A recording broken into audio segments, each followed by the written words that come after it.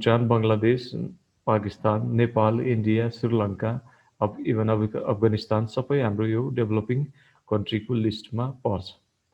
हामीले अगाडि पढ्दाखेरि पनि पर क्यापिटा इन्कमको बेसमा कुन चाहिँ हाइली डेभलप कन्ट्री हो, कुन चाहिँ लो डेभलप कन्ट्री हो, एसडिआई इन्डेक्सको बेसमा कुन चाहिँ वेल डेभलप कन्ट्री हो, कुन चाहिँ डेभलपिङ नेसन हो, कुन चाहिँ अन्डर डेभलप्ड हो भनेर त्यो क्याटेगोरीहरू त्यहाँ हेरिसकेका छन्। त्यही बेसमा तपाईँहरूले सम्झिनुहोस् जुन चाहिँ तलतिर अथवा हरेक इकोनोमिक इन्डिकेटरहरूमा ब्याकवार्ड छ अथवा त्यसको भ्याल्यु एकदमै थोरै छ, आइएसडिआई इन्डेक्स भ्याल्यु अथवा KKLI index value, basic needs fulfil नहुने कन्डिसन, लो रियल जिडिपी होइन, similarly low per capita income भएको कन्ट्रीहरू नै सिम्पली भन्दाखेरि के हो त डेभलपिङ कन्ट्री हो।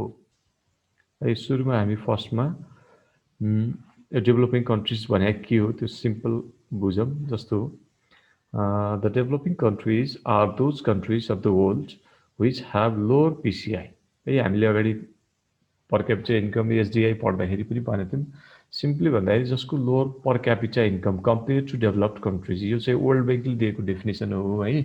वर्ल्ड ब्याङ्कले चाहिँ जुन कन्ट्रीहरूको लो पर क्यापिटा इन्कम छ त्यो कन्ट्रीहरूलाई हामीले डेभलपिङ कन्ट्रीको रूपमा डिफाइन गर्न सक्छौँ compared with developed countries like USA, UK, Japan, अरू युरोपियन कन्ट्रीहरू छन्, नर्वे, डेनमार्क, स्विडेन, लक्जमबर्ग लगायतका यस्ता अरू थुप्रै कन्ट्रीहरू छन् जसको हाई पर क्यापिटा इन्कम छ, इभन मोर देन 50,000 होइन, मोर देन 50,000 मात्रै होइन, मोर देन लाक्स पनि छ अहिले त लक्जमबर्ग, नर्वे अनि डेनमार्की कन्ट्रीहरूको। त्यस्तो पर क्यापिटा इन्कम भएको कन्ट्रीहरूको कम्पेरिजनमा एकदमै थोरै भएको। And process of economic development has started. तर त्यहाँ चाहिँ डेभलपिङ कन्ट्रीमा डेभलप भएकै हुँदैन भन्ने हुँदैन होइन, डेभलपिङ भन्छ कि होइन, विकासशील, विकास भइरहेको भन्ने हो। So process of economic development has started है, स्टार्ट त भइसकेको हुन्छ त्यहाँ पनि हरेक सेक्टरमा, एग्रिकल्चर, म्यानुफ्याक्चरिङ अथवा चाहिँ अरू सेक्टरहरूमा पनि, हरेक जस्तो सेक्टरमा प्राइमेरी, सेकेन्डरी, टर्सियरी हरेक सेक्टरमा चाहिँ के त डेभलपमेन्ट प्रोसेस स्टार्ट भइसकेको छ, बट नट कम्प्लिटेड। त्यहाँ चाहिँ कम्प्लिट लेभलमा एउटा जुन डेभलपमेन्टको लेभल हो होइन, त्यो कम्प्लिट भएको चाहिँ हुँदैन। यसैमा हेरौँ further. In other words the countries which are trying to develop faster होइन, उनीहरू चाहिँ विकास तीव्र गतिमा गर्न चाहन्छन्, ट्राई गरिरहेको छ, but are lagging far behind the race of developments are called developing countries होइन। तर अब उनीहरू डेभलप गर्न चाहिँ चाहन्छन्, डेभलप भइरहेको छ, तर पनि उनीहरू डेभलपमेन्टको जुन रेस छ त्यो भन्दा धेरै पछाडि छन्। अब भन्न त भन्छ नि होइन, नेपाल डेभलपमेन्टको हिसाबले युएस, युके भन्दा 100औँ वर्ष पछाडि छ भन्छ। किन भन्दाखेरि 100 वर्ष अगाडि जुन लेभलको त्यहाँ डेभलपमेन्ट थियो अहिले हामीले त्यो प्र्याक्टिस गरिरहेको छौँ होइन। जुन लेभलको त्यहाँ इन्डस्ट्रियल डेभलपमेन्ट थियो त्यो बेलामा इन्डस्ट्रीहरूमा, जुन म्यानुफ्याक्चरिङ इन्डस्ट्रीहरूमा मेसिन टुल्स इक्विपमेन्ट्सहरू जुन युज गरिन्थ्यो, अहिले हामी भर्खरै त्यो खालको मेसिन टुल इक्विपमेन्ट युज गर्ने कन्डिसनमा आइपुगेका छौँ होइन। एग्रिकल्चर सेक्टरको कुरा गर्ने हो भने पनि त्यही कन्डिसन छ हरेक जस्तो सेक्टरमा। अब नेपालले अहिले चाहिँ प्रोग्रेस गरेको भनेको अलिकति ट्रान्सपोर्टेसन एन्ड कम्युनिकेसन भनौँ। ट्रान्सपोर्टेसनमा पनि अझै त्यस्तो धेरै त छैन, अब अरू कन्ट्रीहरूसँग कम्पेयर गर्दाखेरि हाम्रो जस्तो ट्रान्सपोर्टेसन लेभलको डेभलपमेन्ट उनीहरूको 100औँ वर्ष अगाडि जस्तो 1950, 1930, 40 तिरै भइसकेको थियो है। अनि कम्युनिकेसनमा चाहिँ हाम्रो अलिकति अरू कन्ट्रीहरूको कम्पेयर गर्ने हो भने लगभग कम्युनिकेसन सेक्टरमा चाहिँ हाम्रो डेभलपमेन्ट फास्ट भएको मान्नुपर्छ होइन। किनभने यो 8-10 वर्षमा जति अरू कन्ट्रीहरूमा कम्युनिकेसन सेक्टरको डेभलपमेन्ट भयो त्यही खालको हामीले पनि प्र्याक्टिस गरिरहेको छौँ। नभए अरू सेक्टरहरूको कम्पेयर गर्ने हो भने हाम्रो डेभलपमेन्ट स्टाटस धेरै पछाडि नै छ। This countries are also known as, अब यो डेभलपिङ कन्ट्रीलाई अर्को शब्दमा भन्दाखेरि अन्डर डेभलप्ड पनि भन्छ है। अदर कन्ट्रिज पुवर कन्ट्रिजको रूपमा पनि हामी डिफाइन गर्न सक्छौँ। थर्ड वर्ल्ड भन्छ। थर्ड वर्ल्ड भनेको अब जस्तो फर्स्ट वर्ल्ड भनेको युएससँग अलाइन गर्ने कन्ट्रीहरूलाई फर्स्ट वर्ल्ड भन्छ। युएससँग अलाइन गर्ने कन्ट्री भनेको हो त युरोपियन कन्ट्रीहरू हुन्, अनि युके हो, जापान हो होइन, अहिले युएसको अलाइनमा छ। र अर्को चाहिँ सेकेन्ड वर्ल्ड भनेको चाहिँ रसिया, त्यसको लिडर भनेको रसिया हो। रसियासँग अलाइन गर्ने अरू कन्ट्रीहरू चाइना, कोरिया होइन, नर्थ कोरिया त्यसमा पनि, अनि ब्राजिल लगायतका अरू कन्ट्रीहरू छन्, क्युबा हो, यो कन्ट्रीहरूलाई सेकेन्ड वर्ल्ड भन्छ। अनि बाँकी रहेको अरू चाहिँ नन अलाइन कन्ट्रीहरू छन्, जुन न अमेरिकातिर न चाहिँ अरू कन्ट्रीहरूसँग। ती कन्ट्रीहरूलाई ती कन्ट्रीहरू प्राय ब्याकवर्डेड कन्ट्रीहरू छन् र तिनीहरूलाई थर्ड वर्ल्डको रूपमा चिनिन्छ, बुझ्नुभयो नि। अर्को चाहिँ लेस डेभलप पनि भन्छ यसलाई, अथवा ब्याकवर्ड कन्ट्री पनि भन्ने गर्छ टर्मिनोलोजी। तर बट टु अभोइड इम्पोलाइटनेस, अब यो पोलाइटनेस त भएन नि होइन, ब्याकवर्ड कन्ट्री अथवा पुवर कन्ट्री भन्दाखेरि अलिकति शब्दमा त्यस्तो पोलाइटनेस भएन। So politeness of some words like backward, less, under developed, the word developing is use more frequently while addressing such countries. त्यसैले के त अब यो अलिकति पोलाइट वर्ड भनेको यो डेभलपिङ, किन भन्दा यहाँ चाहिँ विकासै नभएको भन्ने होइन, विकास गरिरहेको, विकास गरिसकेको होइन, विकास गरिरहेको चाहिँ डेभलपिङ भनेर एड्रेस गर्ने गरिन्छ। अब यसमा एउटा यो डेफिनेसन छ, जस्तो an under developed country is one which is extremely poor है। अब यो कम्पेयर गर्ने भने extremely poor relatively to other economies in rank with the countries of the world by real income per head. अब real income per head means per capita income. Per capita इन्कमको compare गर्ने हो भने relatively एकदमै के अरे extremely poor छन् relatively to other countries. अरू वेल डेभलप कन्ट्रीहरूको कम्पेरिजन गर्ने हो भने थोरै पर क्यापिटा भएको कन्ट्रीहरू, the under developed countries would be at the bottom. त्यो लिस्ट हेर्ने हो भने लिस्टमा जो पर क्यापिटा इन्कमको लिस्ट हुन्छ नि ऱ्याङ्किङ, त्यो ऱ्याङ्किङमा अब पुछारतिर तलपट्टि आउने बटम बिलियन भन्छ होइन, बटम बिलियन पिपल, त्यो तल पुछारमा पर्ने पुवर पिपलहरूको त्यो कन्ट्री अथवा चाहिँ त्यो खालको लिस्टमा पर्ने कन्ट्रीहरू नै डेभलपिङ कन्ट्रिज है त। यो चाहिँ डेफिनेसन जिएम मेयर भन्नेले दिनुभएको। अब यसैलाई हामीले अगाडि पनि डिफाइन गरिसकेका छौँ यो कुराहरू होइन। ल अब हामी क्यारेक्टरिस्टिक्समा छौँ है त। अब यहाँ सो मेनी क्यारेक्टरिस्टिक्सहरू छ, त्योमध्ये हामी पहिला सुरुमा इकोनोमिक क्यारेक्टरिस्टिक्सहरूको बारेमा पढ्छौँ है। Number one, low per capita income, as we already discuss about this. यसमा the first important feature of the developing countries is low per capita income. For example, per capita income of Nepal is only US $1,097। यो चाहिँ तपाईँको अहिलेको हाम्रो recent यो data हो होइन। अगाडि हामीले कति भनेको थियौँ, 1085 भनेको थियौँ। अब जस्तो यो कसले सर्वे गरेको त्यसमा डिपेन्ड हुन्छ। यो चाहिँ इकोनोमिक सर्वे 2076-77मा 1085 लेखेको छ, अनि अरूको वर्ल्ड ब्याङ्कहरूको सर्वेमा चाहिँ 1097 भएको छ। यसमा थोरै तलमाथि हुनसक्छ। राष्ट्र ब्याङ्कले प्रत्येक 3 महिनामा म्याक्रो इकोनोमिक इन्डिकेटर भनेर निकाल्छ। नेपाल राष्ट्र ब्याङ्कको वेबसाइटमा गयो भने त्यहाँ म्याक्रो इकोनोमिक इन्डिकेटर भनेर जिडिपी, जिएनपी, पर क्यापिटा इन्कम, रेमिटान्स हो, इम्पोर्ट एक्सपोर्ट, मनी सप्लाई, त्यो सबैको डेटाहरू त्यहाँ राखेर प्रत्येक जस्तो 3 महिनामा त्यहाँ डेटाहरू पब्लिस गरिरहेको हुन्छ। यो अलिकति 2-4 डलर तलमाथि होला, जस नियर अबाउट 1000 मात्रै छ हाम्रो per capita income, which is very low compare to develop countries like USA, Canada, Norway, Switzerland, Japan and others. अब यी कन्ट्रीहरूको हेर्ने भने युएसको झन्डै 50,000 छ पर क्यापिटा, क्यानाडाको पनि त्यही, नर्वेको अझै 70-80 कति छ होइन, स्विजरल्यान्ड त्यही हाराहारीमा छ, जापान त्यही 60-65 हजार डलर छ उनीहरूको पर capita income. Per capita income annually calculate गरिन्छ होइन। अब एनुअली क्यालकुलेट गर्दाखेरि अब जस्तो 1000 हामीले कमाउँछौँ भने अब यो भनेको के त, अब डिभाइडेड बाई 365 गर्नुभयो भने $3 पनि पर्दैन, $3 हाराहारीमा भन्नुहोस् होइन। $3 जति इन्कम हुन्छ, $3 पर डे कमाउँछौँ हामी। $3 पर डे भनेको कति हो त, 400 देखि 450 रुपियाँ भयो। अब त्यो 450 रुपियाँ प्रति व्यक्ति नेपालीहरूको आम्दानीको स्तर छ। तर यसलाई कम्पेयर गर्ने हो भने त क्यानाडासँग 50 गुणा बढी छ। त्यसको अर्थ के त, 450 हामी कमाउँछौँ भने उनीहरू लगभग 20-22 हजार, 23-24 हजार चाहिँ एक दिनमा कमाउँछ हो। अब 1 लाख कमाउनेले त 40-50 हजार नै कमाउँछन् एक दिनमा, त्यहाँको डलरलाई हाम्रो यहाँ कन्भर्ट गर्दाखेरि हो। यस्तो खालको इन्कम डिस्प्यारिटिज छ यो डेभलप्ड र अन्डर डेभलप्ड कन्ट्रीहरूको बिचमा। अब नेक्स्ट अर्को चाहिँ vicious circle of poverty. Poverty भन्ने एउटा च्याप्टर छुट्टै हामीले पढ्नुपर्छ नि त्यहाँ पोभर्टीको बारेमा छुट्टै डाइमेन्सन, यसको मेजरमेन्ट प्रोसेसहरू, टाइप्सहरू, अनि क्यारेक्टरिस्टिक्स, अनि मेजर टु एलिभिएट पोभर्टी भन्ने सबै टपिकहरू छ। सिम्पल अहिले यहाँ हामी पोभर्टी को कसरी त्यो चाहिँ भिसियस सर्कल भनेको एउटा दुष्चक्र भन्छ कि त्यो फसेको कि त्यहाँ त्योबाट माथि उम्किनै नसक्ने त्यस्तो सर्कलभित्र छिर्यो, अब रह्यो त्यो सर्कलबाट बाहिर त्यो सर्कललाई ब्रेक गर्ने कन्डिसन नै नभएको कि त्यही सर्कल पेरिफेरीमै त्यही सर्कलमै घुमिरहेको कन्डिसन। अब जस्तो पोभर्टी भनेको सिम्पल एउटा डेफिनेसन छ यसमा। So poverty is the grief of parents watching a 3 years old child die of a routine childhood disease because they cannot afford any medical care भन्छ कि। जस्तो गरिबी भने के हो त भन्दाखेरि सिम्पल एउटा यहाँ एउटा इलुस्ट्रेसन राखेको छ।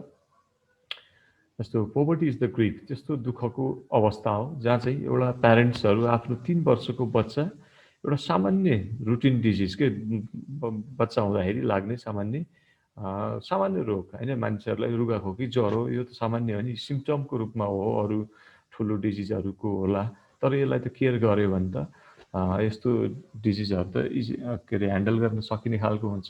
सो यस्तो खालको सिम्पल रुटिन चाइल्डहुड डिजिज जुन हुन्छ त्यसबाट पनि अब माया के अरे बच्चा मरिरहेको स्थिति होइन आफ्नै आँखा अगाडि होइन, watching a 3 years child die of a routine childhood disease because they cannot afford any medical care होइन। किन भन्दाखेरि उनीहरूले त्यो बच्चालाई बचाउने गरी अथवा चाहिँ बच्चाको त्यो चाहिँ त्यो रोगको उपचार गर्नको लागि पनि सामान्य खर्च नभएको स्थिति के होइन, आफ्नै आँखा अगाडि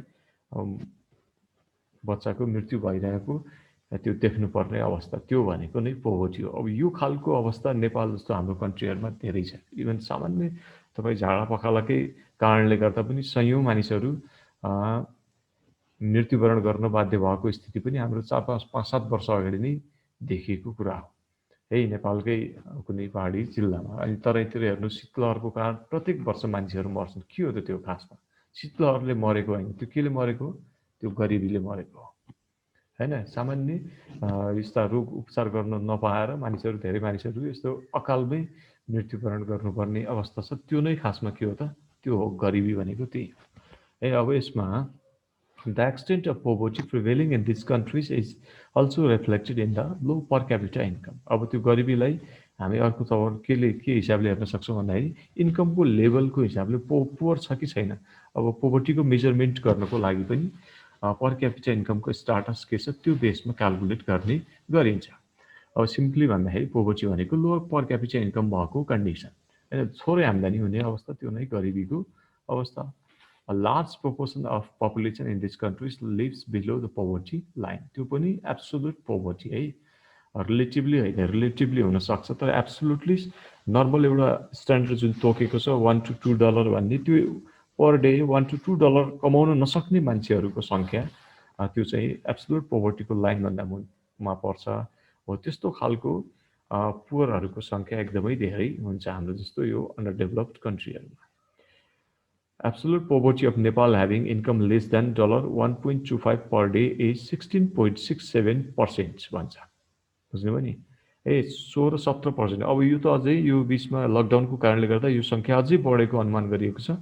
अझै बढेको भन्ने तथ्याङ्कहरू निकालिरहेका छन् अरू यो हाम्रो स्ट्याटिस्टिक्स ब्युरोहरूले होइन। लगभग झन्डै अझै 20%को हाराहारीमा हाम्रो यो गरिबीको रेखामुनि पर्ने जनसङ्ख्या छ हाम्रो होइन। 5 जनामा 1 जना गरिब, एकदमै गरिब के त्यो अब सामान्य बेसिक निड्सहरू पनि फुलफिल नगर्ने, $1.25 पनि पर डे अर्न गर्न नसक्ने खालको। Around 50 lakhs Nepalese people lies below the poverty line. अब यो हिसाबले हेऱ्यो भने तपाईँको पोभर्टी लाइनमा 50 लाख झन्डै 50 लाखको सङ्ख्यामा मानिसहरू के छन् त गरिबीको रेखामुनि पर्ने जनसङ्ख्या देखिन्छ अहिलेको यो स्ट्याटिस्टिक्सले। यो इकोनोमिक सर्वे 76-77 अहिलेको यो सर्वेमा दिएको डेटाले त्यही भन्छ है। यसैमा कन्टिन्यू गरौँ। जुन भिसियस सर्कल अफ पोभर्टी भनेको थियौँ, अब भिसियस सर्कल कसरी जेनेरेट हुन्छ त यो खालको कन्ट्रीहरूमा हो। जस्तो सुरुमा त के हुन्छ त लो प्रोडक्टिभिटी प्रोडक्सन लेभल नै एकदमै थोरै छ हाम्रो जस्तो कन्ट्रीहरूमा जम्मै चाहिँ हामीले के गर्छौँ त बाहिरबाट इम्पोर्ट गर्छौँ खरबौँ रुपियाँको हाम्रो चाहिँ ट्रेड डेफिसिट छ होइन हाम्रो देशमा त खासै अब अहिले त कृषिजन्य वस्तुहरू पनि इभन दाल चामल पनि विदेशबाट अरबौँ रुपियाँको आयात हुन्छ होइन नेपालले प्रोडक्सन गर्न सक्ने हामीसँग भएको अब ल्यान्डको साइज त्यसको फर्टिलिटीलाई हेर्ने हो भने त हाम्रो यो जनसङ्ख्यालाई फुलफिल गर्न सक्ने त्यो ल्यान्डमा त्यो फर्टिलिटी पावर थियो तर पनि हामीले त्यसलाई युटिलाइज गर्न नसकेर मोडर्नाइज गर्न नसकेर प्रोडक्सन यति धेरै थोरै छ कि हामीले नर्मल यो फुड आइटम्सहरूदेखि लिएर मिट लगायतका यस्ता कृषिजन्य वस्तुहरू एग्रिकल्चरल प्रोडक्ट्सहरू पनि विदेशबाट अरबौँ रुपियाँको आयात गर्न बाध्य छौँ होइन अब त्यो खालको प्रोडक्टिभिटीको लेभल छ प्रोडक्सन लेभल एकदमै थोरै छ पर लेबर प्रोडक्टिभिटी हेर्ने हो भने पनि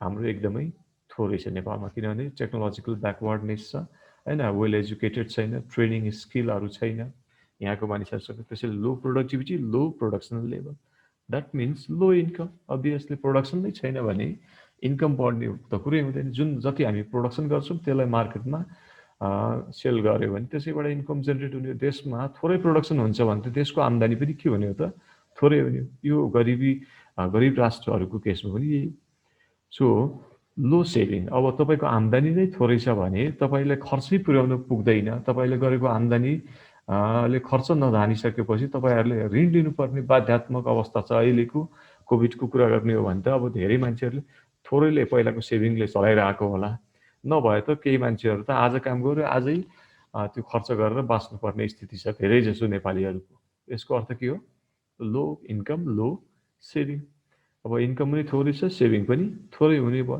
सेभिङ थोरै हुने बित्तिकै के हुन्छ त अब जुन सेभिङ भएको पैसा भोलि इन्भेस्टमेन्टमा जाने हो त्यो पैसा होइन किन भन्दाखेरि क्यापिटल फर्मेसन प्रोसेसमा 3-4 मेजर प्रोसेसहरू छ एउटा चाहिँ क्रिएसन अफ सेभिङ पहिला सेभिङ हुनु पर्यो अनि त्यसपछि सेभिङ मोबिलाइज हुनु पर्यो मोबिलाइजेसन अफ सेभिङ त्यो सेभिङ भएको पैसा एक ठाउँमा जम्मा हुनु पर्यो त्यसको लागि फाइनेन्सियल इन्स्टिट्युसनहरूमा जान्छ जस्तो मैले 10,000 सेभिङ गरेँ अर्कोले 20,000 सेभिङ गर्यो अर्कोले 50,000 सेभिङ गर्यो त्यो सेभिङ भएको अमाउन्ट हामी सबै ब्याङ्कमै डिपोजिट गर्छौँ ब्याङ्कमा राख्ने गर्छौँ चाहिएको बेला झिक्ने नभए ब्याङ्कमै राख्ने गर्छ अब त्यो ब्याङ्कमा राखेको पैसा चाहिँ अब मोबिलाइज हुन्छ अर्को स्टेज भनेको मोबिलाइजेसन अफ सेभिङ त्यो मोबिलाइज भएर विभिन्न इन्भेस्टमेन्टमा कन्भर्ट हुने अथवा चाहिँ विभिन्न सेक्टरहरूमा त्यो इन्भेस्टमेन्ट हुने गर्छ त्यसैले यदि सेभिङ नै छैन हाम्रो भने अब इन्भेस्टमेन्ट हुने त कुरै भएन सो इन्भेस्टमेन्ट पनि लो हुने भयो अनि अर्को स्टेजमा गएर के हुन्छ क्यापिटल डिफिसियन्सी अब इन्भेस्टमेन्ट नै थोरै भयो भने पुँजीको अभाव भयो पुँजीको अभाव हुने बित्तिकै फेरि के हुन्छ त अब पुँजी नै लगानी भएन भने त हाम्रो उत्पादन बढ्ने अवस्था भएन यसरी यो खालको भिसियस सर्कल देखिन्छ यो चाहिँ सप्लाई साइडबाट हेरेको है हाम्रो यो इन्भेस्टमेन्टको एरियामा कुरा गरेको यसले गर्दा प्रोडक्सन कम भएर हाम्रो इन्कम कम हुने अनि हाम्रो यो पोभर्टीको लाइनमा पर्ने कन्डिसन छ यो भिसियस सर्कल है अब यो ठाउँमा केही ब्रेक हुनु पर्यो अब ब्रेक हुनुको लागि सबभन्दा मेजर कुरा भनेको त प्रोडक्सन लेभल इन्क्रिज हुनु पर्यो जबसम्म प्रोडक्सन देशको प्रोडक्टिभिटी इन्क्रिज हुँदैन हामी कहाँ ठुल्ठुला कल कारखानाहरू होइन अनि हाम्रो agriculture area land area fully utilize हुँदैन होइन हामीसँग भएको मेन पावरहरू जब नेपालभित्रै प्रोडक्सन एक्टिभिटिजमा इन्भल्भ हुँदैन तबसम्म हाम्रो यो सर्कल तोडिनेवाला छैन हो यो भयो अब अर्को हामी डिमान्ड साइडमा हेरौँ है त अर्को नेक्स्ट भिसियस सर्कलको कुरा गर्दै डिमान्ड साइडमा पनि त्यही हो लो प्रोडक्सन छ अब लो प्रोडक्सन हुने बित्तिकै के हुन्छ भने चाहिँ लो लेभलको इन्कम हुने भयो अनि लो डिमान्ड होइन अब सेभिङ गर्ने भयो इन्भेस्टमेन्ट सेक्टरतिर गयो त्यो सप्लाईको कुरा भयो त्यो क्यापिटलको सप्लाईको कुरा भयो तर यहाँ चाहिँ हामी डिमान्ड साइडको कुरा गर्दैछौँ जस्तो इन्कम थोरै भयो भने तपाईँले डिमान्ड पनि थोरै गर्नुहुन्छ अब हरेक नेपालीहरूले नेपालमा प्रोडक्सन भएको गुड्सहरू कन्ज्युम गर्नुको लागि पनि इन्कम हुँदैन होइन अब नेपालमै भनेका म्यानुफ्याक्चरिङ इन्डस्ट्रीहरूमा का आउटपुटहरू अथवा चाहिँ जुन भोलिको दिनमा नेपालमै कार म्यानुफ्याक्चरिङ भयो भने पनि कार किन्न सक्ने नेपालीको हैसियत नै छैन जस्तो कोरियाको कम्पनी आएको थियो इभन चाइनाले पनि यहाँ एउटा यो भेहिकल्सहरू बनाउने कम्पनी इस्टाब्लिस गर्नु उनीहरूले इच्छा देखाएको थियो सरकारले त्यसमा पहल गरेको थियो पछि उनीहरूले सर्वे गरेर हेर्दाखेरि अब इन्डियामा आफ्नै मार्केट छँदैछ उनीहरूको म्यानुफ्याक्चरिङ युनिट छँदैछ अब चाइनामा आफ्नै छ अनि नेपालमा प्रोडक्सन गर्ने भनेको नेपालको लेबर सस्तो भएर मात्रै हो। अरू त यहाँ अब त्यो प्रोडक्सन गरेर के गर्ने, मार्केट पनि त हुनु पर्यो, बिक्री कहाँ गर्ने त? नेपालीहरूको इन्कम लेभल नै छैन त्यो खरिद गर्न सक्ने क्षमताको। त्यो हिसाबले यहाँ भन्न खोजेको के त, यदि प्रोडक्सन बढ्यो भने पनि भोलिको दिनमा डिमान्ड हुने कन्डिसन रहँदैन। किन भन्दाखेरि लो इन्कम छ हाम्रो अलरेडी। इन्कम लो हुने बित्तिकै हामी डिमान्ड पनि बढाउन सक्दैनौँ। Low demand it means low investment. भोलिको दिनमा डिमान्ड नै छैन, त्यो मार्केटमा प्रोडक्सन गरेर बिक्री नै हुँदैन भने कसले इन्भेस्टमेन्ट गर्ने भयो त, होइन? त्यो चाहिँ नयाँ कम्पनीहरू इस्टाब्लिस हुने, कम्पनीले एक्सपान्ड हुने हामी कहाँ त चान्सेस कम रहने भयो। लो इन्भेस्टमेन्ट, क्यापिटल डेफिसियन्सी, अब फेरि लो प्रोडक्टिभिटीमै जान्छ। यसरी यो डिमान्ड साइडबाट हेऱ्यो भने पनि तपाईँको यो भिसियस सर्कलमै फसेको देखिन्छ हो। यो चाहिँ हाम्रो भिसियस सर्कल अफ पोभर्टी। यो कहाँ हुन्छ त यस्तो खालको क्यारेक्टरिस्टिक्स? हाम्रो जस्तो डेभलपिङ कन्ट्रीमा। Now next another one third point चाहिँ एक्सेसिभ डिपेन्डेन्स अन एग्रिकल्चर हो। यो चाहिँ चाहिने भन्दा बढी डिपेन्डेन्सी के है। जस्तो एग्रिकल्चर सेक्टरमा 5-6% मात्रै एग्रिकल्चर सेक्टरमा इन्भल्भ भएर युरोप अमेरिका लगायतका कन्ट्रीहरूले उनीहरूले प्रोडक्सन गरेर एग्रिकल्चरल जुन आउटपुट छ त्यसलाई उनीहरूले मार्केटमा एक्सपोर्ट गरेर आएको छन् अथवा इन्टरनेसनल मार्केटमा एक्सपोर्ट गरेर आएको छ। तर हामी कहाँ 66%, लगभग 2/3 majority of the people they are engage in agriculture, but still we are imported some agricultural product from international markets. That is the reality of our nation. हो, यो खालको छ। जस्तो in the developing countries majority of population lives in the rural areas, होइन? सहर एरियाहरू अहिले भर्खरै नयाँ सिटीहरू बने। अब त्यो सिटीहरू एक्सपान्ड हुँदैछन् केही ठाउँमा। नभए त हाम्रो चाहिँ थुप्रो पपुलेसनको ठुलो हिस्सा 80% जस्तो, यो डेटाले भनेको 20% जस्तो अर्बन एरियामा पनि बाँकी रहेको 70 to 80% जस्तो छ पपुलेसन चाहिँ अझै पनि रुरल एरियामा बस्छ। It's only one source of income and employment is agriculture. अब त्यो ठाउँमा बस्ने बसोबास गर्ने मान्छेहरूको मेजर सोर्स, लगभग 60-70% पिपलहरूको मेजर सोर्स नै के हो त? Agriculture. It is back bone of the economy of developing countries. It is primitive and subsistence one भन्छ। अब यो चाहिँ त्यो हिसाबले हेर्ने हो भने हरेक मान्छेहरूको इम्प्लोइमेन्टको हिसाबले, नेसनल जिडिपीमा त्यसको कन्ट्रिब्युसनको हिसाबले हेर्ने हो भने यो ब्याकबोन हो। तर ब्याकबोन भए पनि यो के छ त? प्रिमिटिभ छ, एकदम पिछडिएको क्षेत्र, होइन? यहाँ कुनै डेभलपमेन्ट अब तपाईँहरूको यो मोडर्न एग्रिकल्चर सिस्टम हामीले एडप्ट गर्न सकेको छैन। प्रिमिटिभ टेक्नोलोजीहरू के अरे युज गरेर हाम्रो अहिले पनि प्रोडक्सन भइरहेको छ। अब त्यो सब्सिस्टेन्स वान भन्छ। सब्सिस्टेन्स भनेको के त? जीवन निर्वाहमुखी है। त्यो चाहिँ जीवन निर्वाहमुखी छ। मान्छेले बाँच्नको लागि मात्रै एग्रिकल्चरमा इन्भल्भ भएको छ। उसले आफ्नो सब्सिस्टेन्सको लागि, कुनै व्यापारिक कमर्सियलाइज गर्नको लागि होइन, कमर्सियल पर्पजको लागि। अब अहिले भर्खरै नयाँ यङ जेनेरेसनहरू चाहिँ विभिन्न खालको यो तपाईँको एग्रिकल्चरमा प्र्याक्टिस गर्दैछन्, होइन? तपाईँको जस्तो व्यावसायिक हिसाबले खेतीपाती गर्ने, ठुलो अमाउन्टमा प्रोडक्सन गर्ने, देशभित्रै सप्लाई गर्ने अथवा विदेशमा पनि एक्सपोर्ट गर्ने हिसाबले ठुल्ठुला, जस्तो ऱ्याम्बो ट्राउट्सको, अनि तपाईँहरूले सुन्नुभएको होला त्यो के अरे हाम्रो यो ड्र्यागन फ्रुट भन्ने छ अहिले आएको। अरू ठुल्ठुला यस्तो एग्रिकल्चर फार्महरू बनाएर विभिन्न खालको एग्रिकल्चर प्रोडक्ट्स, एनिमल हस्बेन्ड्री लगायतका अरू यो खालको एग्रिकल्चर सेक्टरमा इन्भल्भ भएर उनीहरूले यो बट्टाई पालन, अनि त्यसपछि गएर अब करोडौँको लगानी लगाएर एग्रिकल्चर सेक्टरमा उनीहरूले प्रोडक्सन गरिरहेको छ। नभए त हाम्रो सामान्य आफ्नो खेत छ, त्यो खेतमा लगायो, जे जति फल्छ सेल्फ कन्ज्युम गर्ने, त्यो खालको सब्सिस्टेन्स थियो। अब त्यसमा अलिअलि चेन्ज आउँदैछ। जे होस्, हाम्रो जस्तो डेभलपिङ कन्ट्रीहरूमा त्यहाँ कमर्सियल पर्पजको लागि एग्रिकल्चर सेक्टरमा इन्भल्भ भएको हुँदैन कि उनीहरू सब्सिस्टेन्स को लागि मात्रै त्यहाँ इन्भल्भ भएको देखिन्छ। अनि यसैमा हेरौँ, जस्तो for example in the developing countries like Nepal, India and Bangladesh हो, हाम्रो यो सार्क एरियाको कन्ट्रीहरू जुन छ, approximately 66%, 50% and 50% of population, that means the labour force respectively is engage in agriculture sector.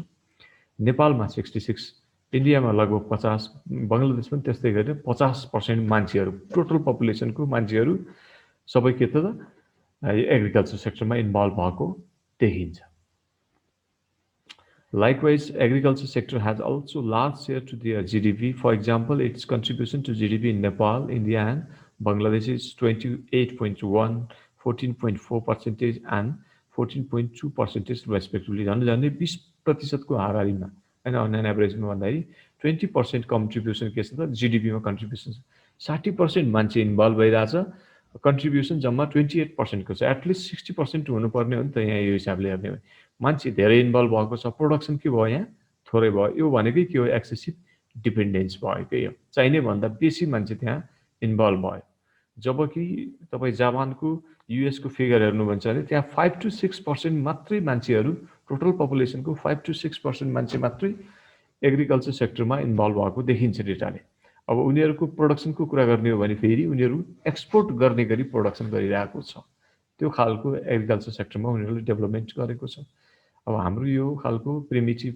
Technology in use in agriculture excessive dependency अनि यसमा disguised unemployment भन्छ मान्छेहरू त्यति नभए पनि प्रोडक्सन त्यही हुने हो तर चाहिने भन्दा बेसी मान्छेहरू काम नभएपछि अब एग्रिकल्चर सेक्टर नै मेजर एउटा सेक्टर इम्प्लोइमेन्टको लागि त्यो अवस्थामा चाहिँ यो एक्सेसिभ डिपेन्डेन्सी रहन्छ ठिक छ यो भयो थर्ड पोइन्ट अब now next another one point here under utilisation of natural resources अब यो कन्ट्रीमा नेचुरल रिसोर्सेस नहुने भन्ने चाहिँ हुँदैन होइन नेचुरल रिसोर्सेस छ पर्याप्त छ त्यो देशको विकास गर्नको लागि पर्याप्त नेचुरल रिसोर्सेस हुँदाहुँदै पनि अन्डर युटिलाइजेसनको अवस्थामा छ केही ठाउँमा युटिलाइजेसन छ त्यो पनि प्रोपर युटिलाइजेसन छैन मिसयुटिलाइजेसनको कन्डिसन पनि देख्न सक्छ जस्तो यसमा हेरौँ most of the developing countries are rich in natural resources but they are under utilised छन् त छ तर युज गर्न सकेको छैन मिसयुटिलाइज अनयुटिलाइज केहीमा थोरै युटिलाइज भएको छ जति युटिलाइज गर्न सकिन्छ त्यो गर्न सकिरहेको छैन कुनै ठाउँमा भएको भयो युटिलाइज भएको भयो भने मिसयुटिलाइज भइरहेछ प्रोपरली युटिलाइज गर्न सकेको छैन कुनै ठाउँमा त अनयुटिलाइज सिचुएसनमै छ भन्छ due to lack of capital होइन किन युज भएन भन्दाखेरि एक त पुँजी छैन किनभने ठुलो पुँजी धनराशि चाहिन्छ जस्तो तपाईँ हामीसँग माइनिङ इन्डस्ट्रीहरू खोल्नको लागि त खरबौँ रुपियाँ पैसा चाहिन्छ होइन त्यसै गरी lack of technical skill technology पनि त्यही हिसाबले चाहियो त्यो अब माइनिङ इन्डस्ट्रीहरू खोलेर त्यसबाट हाम्रो जुन मिनरल्स डिपोजिटहरू छ त्यो एक्सट्र्याक्ट गर्नको लागि त त्यही किसिमको टेक्नोलोजी चाहियो त्यही किसिमको टेक्निकल मेन पावर पनि चाहियो त्यो हामीसँग हाम्रो जस्तो कन्ट्रीहरूमा त्यो हुँदैन अनि ल्याक अफ गुड गभर्नेन्स होइन सुशासन छैन जताततै कमिसन भ्रष्टाचार होइन करप्सन लगायतका यस्ता कुराहरू हामी सुन्नमा पाउँछौँ त्यो पनि के त एउटा यो हाम्रो भएको रिसोर्सेस युटिलाइज नहुनुको एउटा कजेसको रूपमा लिन सकिन्छ अर्को लिमिटेड मार्केट होइन अब हाम्रो यहाँ भोलिको दिनमा मिनरल डिपोजिट हामीले एक्सट्र्याक्ट गऱ्यो भने कहाँ लगाएर बेच्ने होइन हामीसँग मार्केट त हुनु पऱ्यो नि होइन अब ल्यान्ड लिङ्क्ड कन्ट्री छ हामीसँग ट्रान्सपोर्टेसन सेक्टरको त्यस्तो डेभलप भएको छैन र अरू मार्केटहरूमा लगाएर हामीले बेच्न सक्ने अवस्था भएन भने के हुने भयो त त्यहाँ चाहिँ कोही कसैले इन्भेस्टमेन्ट गरेर त्यस्ता ठुल्ठुला कम्पनीहरू अथवा चाहिँ त्यो नेचुरल रिसोर्स बेस भएका त्यस्ता इन्डस्ट्रीहरू खोल्ने चान्सेस एकदम कम हुन्छ बुझ्नुभयो नि है यसैमा कम हेरौँ for example Nepal is very rich in water resources it can produce 83,000 megawatt hydro electricity if it utilises all water resources fully हो हाम्रो क्षमता भनेको 83,000 मेगावाट भन्छ होइन अब यो अझै थोरै पनि होला धेरै पनि होला यो पुरानो सर्वे हो एकजना सर्वेयरले यो सर्वे गर्दाखेरि उहाँले निकालेको डेटा हो लगभग अहिले प्राइभेट सेक्टरबाट अथवा चाहिँ गभर्मेन्ट सेक्टरबाट 12-14 हजार मेगावाट प्रोजेक्टहरू अहिले चलिरहेछ है अहिले भर्खरै बन्दैछ जबकि हाम्रो 100 वर्ष अगाडि चाहिँ यो हाइड्रो इलेक्ट्रिसिटी जेनेरेसन भइसकेको अवस्था हो त्यो बेलादेखि 100 वर्षको टाइम पिरियडमा त हामीले धेरै प्रोडक्सन गरिसक्नु पर्ने हो तर हामीले प्रोडक्सन गरेको छैनौँ किन प्रोडक्सन गर्न सकेनौँ माथि मैले यहाँ कजेस राखेँ नै होइन त्यही कुरा हो सो बट अब रिकरेन्ट स्टाटस हेर्ने हो भने but current production of hydro electricity is around 1,233 megawatt only, which is about 1.5% of its total potentiality. हुन त अब 30 मेगावाट 20 मेगावाट अहिले भर्खरै प्रोडक्सनमा आउने कन्डिसनमा छ अबको यो केही समयमै अब 6-7 महिनाभित्र नै धेरै प्रोजेक्टहरू जस्तो प्राइभेट सेक्टरको अनि गभर्मेन्ट सेक्टरले इनिसिएसन लिएका त्यस्ता थुप्रै प्रोजेक्टहरू प्रोडक्सनमा आउने कन्डिसनमा छ। जस्तो कि अप्पर तामाकोसी तपाईँले सुन्नुभएको होला 456 456 मेगावाटको त्यो प्रोजेक्ट हो, एउटै प्रोजेक्ट। अनि त्यसै गरी अर्को रसुवागढी, सान्जेन होइन, अनि लगायतका अरू थुप्रो यो चाहिँ युनाइटेड मोदी अनि यो प्रोडक्सन भइरहेको होइन, थुप्रो अरू यस्ता 22-24वटा हाइड्रो इलेक्ट्रिसिटी प्रोजेक्टहरू छन् अहिले स्टिल। त्यसमध्ये केहीले प्रोडक्सन गरिरहेको छ 20-22 मेगावाट, 10-12 मेगावाटवाला ठुला प्रोजेक्टहरू जुन 100 मेगावाटको अराउन्डमा रहेका प्रोजेक्टहरूले अहिले लगभग 80% 90% चाहिँ उनीहरूले के गरेको छ नि त, काम सकिसकेको छ। अब आउने वर्षभित्र उनीहरूले त्यो नेसनल ग्रिडमा प्रोडक्सन गरेर नेसनल ग्रिडमा जडान गरिसक्ने भन्ने छ। तर पनि अब हेर्ने हो भने यो डेटा भनेको अहिलेको रिकरेन्ट डेटा हेऱ्यो भने 1% 2% मात्रै युटिलाइज भएको छ कि भोलिको दिनमा हामीले 40-50% मात्रै पनि युटिलाइज गर्न सक्यो भने नेपालले विदेशमा लगाएर बिजुली बेचेर अथवा नेपालभित्रै पनि हामीले खरबौँ रुपियाँ जुन पेट्रोल किन्नको लागि खर्च गर्छौँ त्यो खर्च गर्नु पर्दैन होइन। विदेशबाट हामीले पेट्रोलको लागि पेट्रोलियम प्रोडक्ट्सको भेहिकल्सहरू पूर्ण रूपमा विस्थापित हुन सक्ने त्यो कन्डिसन हामीसँग छ। अहिले पनि हामीसँग यो इलेक्ट्रोनिक इक्विपमेन्ट्सहरू भन्नुहोस् तपाईँको हरेक नेपालीले युटिलाइज गर्नु पाउनुपर्ने हो नि होइन। जस्तो वासिङ मेसिन होइन, क्लिनिङ यो चाहिँ डिसवासर हो, अनि लगायतको यो एसी, यस्ता खालको हामीले युज गर्न सक्ने अहिले कन्डिसन नै छैन, किनभने हामीसँग हाइड्रो इलेक्ट्रिसिटीको प्रोडक्सन छैन र प्रोडक्सन भए पनि अहिले त्यसको पर युनिट चार्ज एकदम हाई छ। भोलिको दिनमा म्याक्सिमम सप्लाई भयो भने त अभियसली प्राइस त रिड्युस हुन्छ नै, त्यो बेलामा हुन सक्ला। त्यसैले यस्तो खालको कन्डिसन रहन्छ कहाँ हाम्रो जस्तो अन्डर डेभलप नेसनमा। अरू तपाईँको साउथ अफ्रिकन कन्ट्रीहरूमा, ल्याटिन अमेरिकन कन्ट्रीहरूमा हेऱ्यो भने पनि त्यहाँ पनि गोल्ड माइन, कोल, यिनीहरूको रिजर्भ राम्रो छ त्यो कन्ट्रीहरूमा पनि, जुन अन्डर डेभलप कन्ट्रीहरू छन् साउथ अफ्रिकन के अरे अफ्रिकन कन्ट्रीहरूमा त्यो। तर पनि तिनीहरूले पनि हाम्रो जस्तै गरी यो उनीहरूले युटिलाइज गर्न सकेको छैन, अन्डर युटिलाइजेसनको सिचुएसनमा छ। ठिक छ। अब नेक्स्ट एउटा अर्को हेरौँ होइन, 2 मिनट्स युज गरौँ, पछि अरू बाँकी छ त्यसलाई भोलि गरौँ न। लो लेभल अफ प्रोडक्टिभिटी भन्छ, प्रोडक्सन क्यापासिटी, प्रोडक्सनको जुन छ नि, हामीले सुरुमै भनेको थियौँ विशेष सर्कलमा लो प्रोडक्टिभिटी भनेर त्यही कुरा हो यो। जस्तो due to the unfavourable environment developing countries are significant by low level of productivity. So there are various factors responsible for low productivity, like the dominance of small industries, primitive production technology, lack of enterprises, that means entrepreneurship, lack of specialization. These are the basic causes for low level of productivity. हाम्रो productivity, production capacity नै कम छ के। नेपालमा त्यो नेपालीले यहाँ काम गर्दाखेरि उसको प्रोडक्सन लेभल कम हुन्छ, तर त्यही नेपाली विदेशमा गएर काम गर्यो भने उसको प्रोडक्टिभिटी बढ्छ, किनभने त्यहाँ हरेक किसिमको म्यानेजमेन्ट टिम राम्रो छ, त्यहाँ युज भएको टेक्नोलोजी राम्रो छ हो, अनि ठुल्ठुला इन्डस्ट्रियल आउटपुटहरू छ, त्यहाँ लार्ज आउटपुट, लार्ज स्केलमा आउटपुट गरिन्छ, हाई लेभलको स्पेसलाइजेसन छ प्रोडक्सन सिस्टममा। त्यसले गर्दा production capacity, productivity of the labour एकदम हाई छ। तर हाम्रो जस्तो कन्ट्रीहरूमा के छ त, भएका सानसाना उद्योगहरू छन्, त्यहाँ न टेक्नोलोजी युज भएको छ, न मेसिन इक्विपमेन्ट्सहरू युज भएको छ, न त्यहाँ काम गर्ने मालिकहरूको कुनै खालको दूरदर्शिता, त्यस्तो खालको इन्टरप्रेन्योरसिप, म्यानेजरियल स्किल केही देख्न पाइन्छ होइन। पढ लेखेको छैन, एजुकेसन कम छ। यो खालको भएकोले हाम्रो यहाँ प्रोडक्टिभिटी लेभल घट्दै आएको देखिन्छ। ठिक छ, यो भयो। अब नेक्स्ट अर्को पोइन्टमा हेरौँ, ल्याक अफ इन्फ्रास्ट्रक्चरल फेसिलिटी। अब इन्फ्रास्ट्रक्चरको रूपमा हामीले के भन्छ त, communication, transportation, health, education, these are considered as the development infrastructure. So developing countries also lack infrastructural facility such as transportation, communication, electricity, bank and financial institutions, or the banking facilities. These are the infrastructure, and in developing countries अब यो खालको infrastructure फेसिलिटीहरू हुँदैन, र भयो भने पनि त्यति धेरै यो इन्फ्रास्ट्रक्चरको चाहिँ के अरे यो लेभल अथवा जुन क्वालिटी हुन्छ त्यो लो हुन्छ क्या होइन। त्यहाँ होला ट्रान्सपोर्टेसन छ, तर ट्रान्सपोर्टेसन पनि अब एकदमै भएको होइन। बाटो छ, तर बाटो चिल्लो बाटो, राम्रो सफा बाटो छैन होइन।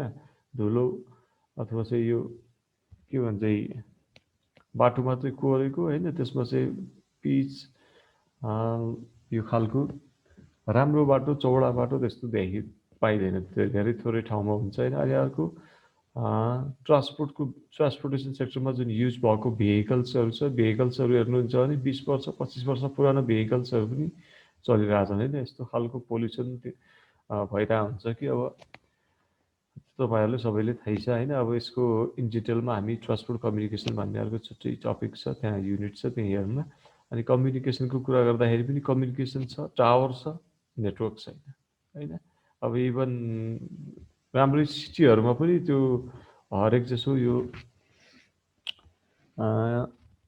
जो टेलिकम्युनिकेसन कम्पनीहरू छन् तिनीहरूले प्रोभाइड गरेको त्यो नेटवर्क भनौँ अथवा चाहिँ यो अरू इन्टरनेट सर्भिस प्रोभाइडरहरूले प्रोभाइड गरेको इन्टरनेट फेसिलिटीको कुरा गर्नुहोस्, त्यहाँ पनि तपाईँको यो चाहिँ इन्टरप्सनहरू देख्छौँ हो। भनेको कम्युनिकेसनमा पनि त्यस्तो खालको क्वालिटी देखिँदैन। अनि इलेक्ट्रिसिटीको कुरा गर्दाखेरि इलेक्ट्रिसिटी पनि पहिला हामीले भोगेकै हो होइन। लोड सेडिङ दिनको 16 घन्टा 18 घन्टा यस्तो खालको इन्फ्रास्ट्रक्चरहरू फुल फ्लेज हिसाबले हामीले त्यहाँ कन्ज्युम गर्न पाउँदैन। हाम्रो जस्तो डेभलपिङ कन्ट्रीमा यस्तो इन्फ्रास्ट्रक्चरको ल्याक हुन्छ भनेको। अनि ब्याङ्क एन्ड फाइनेन्सियल इन्स्टिट्युसन अझै पनि नेपालको 2वटा यो स्थानीय जुन क्षेत्रहरू छ नि, गाविस नगरपालिका, त्यसमध्येको 2 कि 4वटामा अहिले पनि ब्याङ्किङ फेसिलिटी पुगेको छैन भन्छ। अब राष्ट्र बैङ्कको निर्देशन अनुसार चाहिँ सबै के अरे स्थानीय तहमा होइन, नगरपालिका गाविसमा हरेकमा कम्तीमा एउटा चाहिँ के त ब्याङ्क वित्तीय संस्थाहरू चाहिँ हुनुपर्छ भन्ने हो पोलिसी। तर अब एउटा 2टामा अझै पनि बाँकी छ त्यस्तो खालको।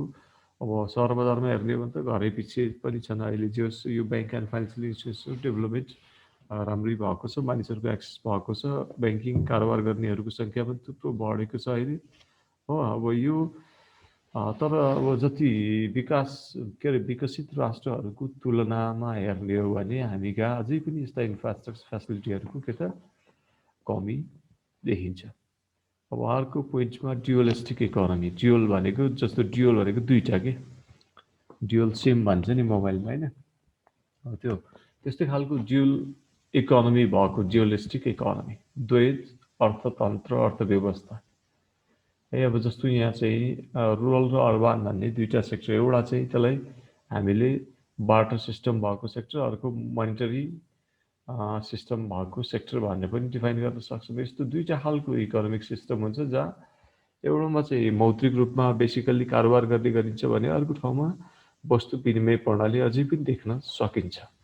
अब यसलाई 2टा अर्थमा हामी व्याख्या गर्न सक्छौँ। जस्तो dualistic economy refers to the economy there exists technically primitive sector. Technically primitive sector भनेको चाहिँ यो प्राविधिक रूपले पिछडिएको क्षेत्र, जसलाई हामी के भन्छौँ सब्सिस्टेन्स इकोनोमी। सब्सिस्टेन्स इकोनोमी भनेको निर्वाहमुखी मात्रै, त्यहाँ कुनै चाहिँ व्यापारिक प्रयोजन हुँदैन होइन। उत्पादन के अरे औद्योगिक उत्पादनहरू अथवा ठुल्ठुला उद्योग धन्दा कल कारखानाहरू लगायतका यस्ता कमर्सियलाइज त्यहाँ एक्टिभिटिजहरू हुँदैन। मानिसहरू त्यहाँ बस्छन् केवल जीवन निर्वाहको लागि। सामान्य उत्पादन हुन्छ, व्यक्तिहरू त्यहाँका व्यक्तिहरूले आफै उपभोग गर्छन्, त्यसलाई बजारमा विनिमय गर्ने अथवा चाहिँ बजार क्रियाकलापहरू मार्केटका एक्टिभिटिजहरू त्यहाँ हुँदैन। त्यस्तो खालको सब्सिस्टेन्स इकोनोमी यो कहाँ हुन्छ त इन रुरल एरियाज, ग्रामीण क्षेत्रहरूमा।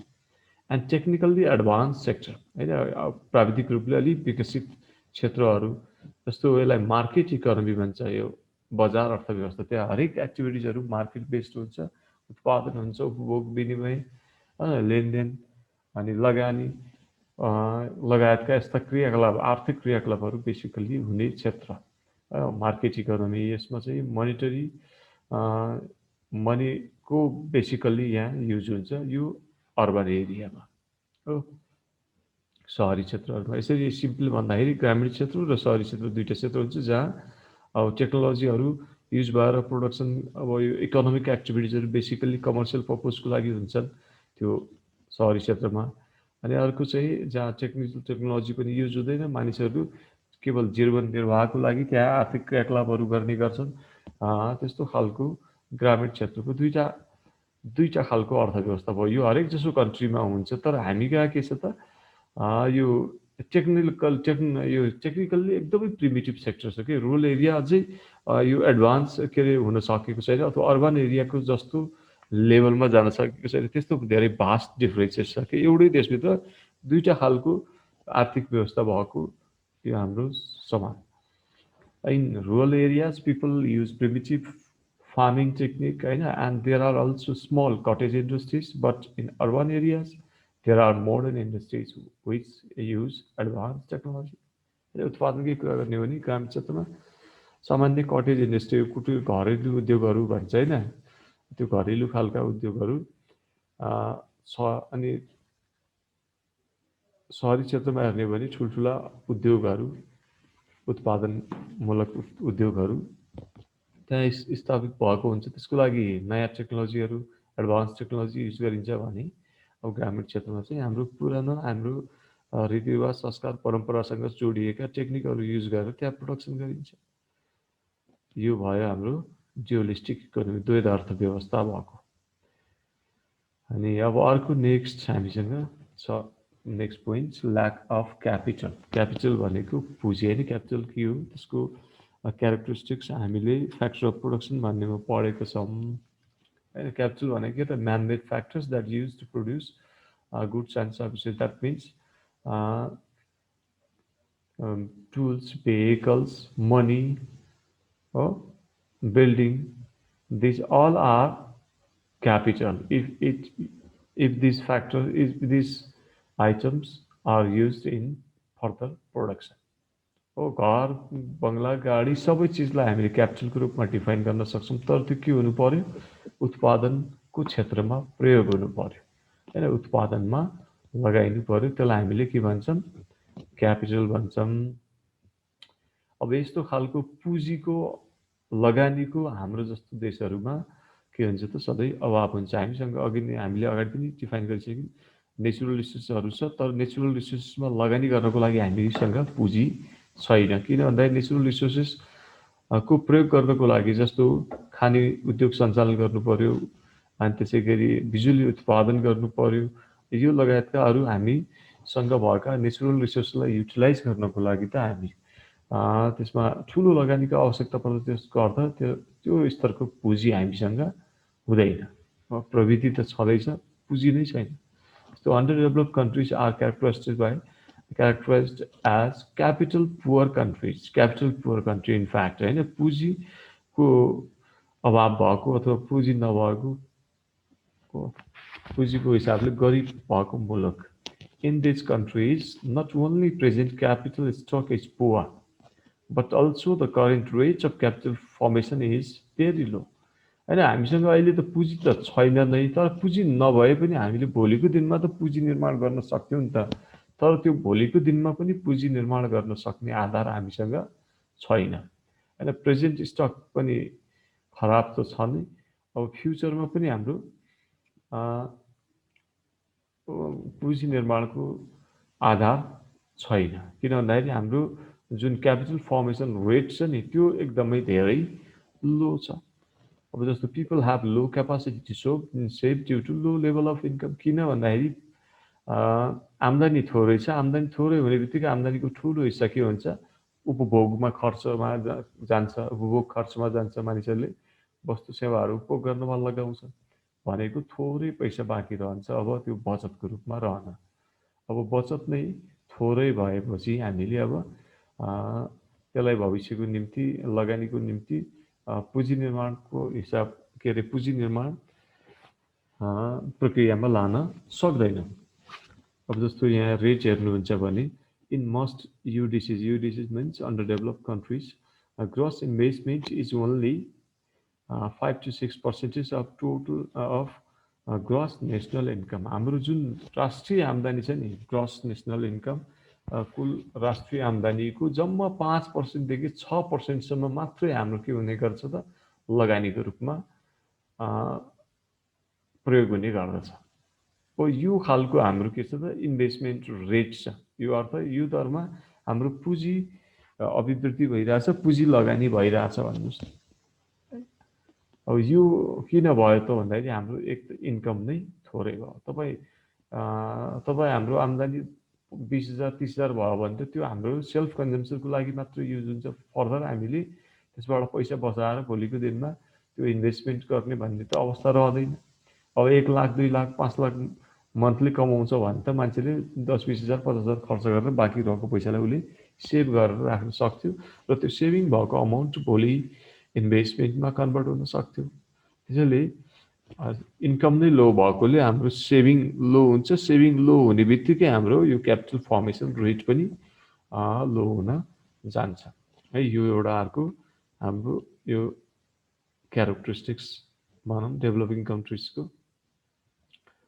Now another one here, underemployment and disguised unemployment है। एक त बेरोजगारीको दर पनि कम छ हैन, बेरोजगारी के अरे रोजगारीको दर एकदम कम छ, बेरोजगारको संख्या बढ्दै बढ्दै गएको छ। अहिले जब कोभिडको अवस्थामा धेरै मानिसहरू अर्ध बेरोजगारीको अवस्थामा अन्डर इम्प्लोयमेन्ट छैन, फुल क्यापासिटीमा उनीहरूले काम गर्न पाएको छैन हैन। 8 घण्टा काम गर्नुपर्ने मान्छे 2 घण्टा 3 घण्टा 4 घण्टामै के त चित्त बुझाउनु परिरहेको स्थिति छ। त्यो अन्डर इम्प्लोयमेन्टको सिचुएसन र कुनै कुनै ठाउँमा त मानिसहरू त्यत्तिकै इन्भल्भ भइरहेको छ।